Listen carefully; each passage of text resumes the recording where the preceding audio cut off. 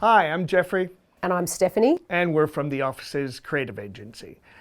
In our previous two videos, we talked about defining your brand purpose, or the why of your brand. We also talked about your brand mission, or what you do every day to achieve that purpose. And the next thing you want to do is make sure your business walks the talk by deciding how it will behave to reach its objectives.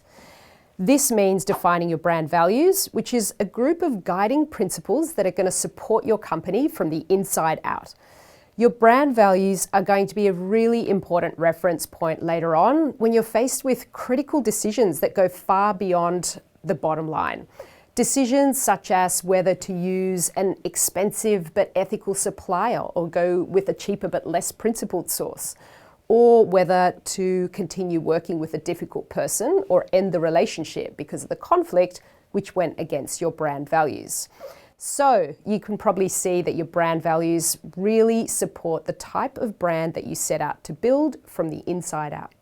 Here are a few values from the brands we've introduced so far. McDonald's: serve, inclusion, integrity, community, and family. With Patagonia, they have build the best product, cause no unnecessary harm, use business to protect nature, not bound by convention. Here's some more. You can look at these in your own time, but I'm going to just share one with you. 4 and 20. 4 and 20 is for everyday Australians who appreciate hard work, no nonsense, humor, and mateship. These are the brand values that make 4 and 20 the great Australian taste. Yeah, it's really nice. But brand values can often sound a little bit earnest, especially when taken out of context. They're a very internal piece of work. You don't actually need to put them on your website or anything. You'll probably refer to them in team situations, such as your marketing meetings, employee onboarding materials, and so on, and that's where they'll have the most meaning.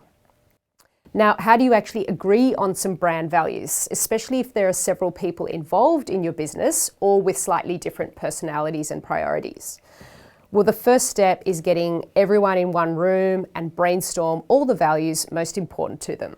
Use sticky notes, big cardboard sheets, an unused whiteboard, somewhere you can leave all the ideas sitting for a few days. Write down everything at first, even if you have dozens, and then reduce the list. Boil them down to 20, then 10, and aim to end with no more than 3 or 5 brand values. Next, you might want to paraphrase the values so they start to feel like something your people would actually say, using your brand voice. And even write a short statement explaining what each value means for your team. Finally, cross-check your values to see how they'll actually help you make some difficult decisions without regret, like hire or fire a staff member, update a recipe, change a supplier, and so on. As you can see, there's a little bit of work involved to get this right, so make sure you set aside the time. You might even want to revisit your brand values from year to year. It wouldn't hurt. And that's it. Thanks so much for watching. Hope you found this helpful and see you again next time.